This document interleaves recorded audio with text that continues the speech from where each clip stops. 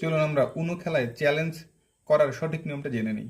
ধরেন মাঠে গ্রিনের খেলা চলতেছে এবং আপনার হাতে এরকম কার্ড আছে।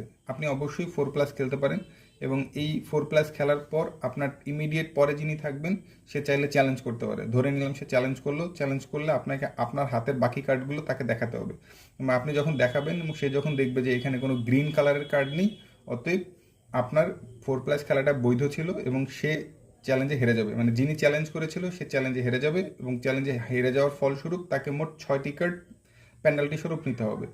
আর ধরেন আপনার কাছে এই ধরনের কার্ড থাকা সত্ত্বে আপনি 4+ খেলছেন।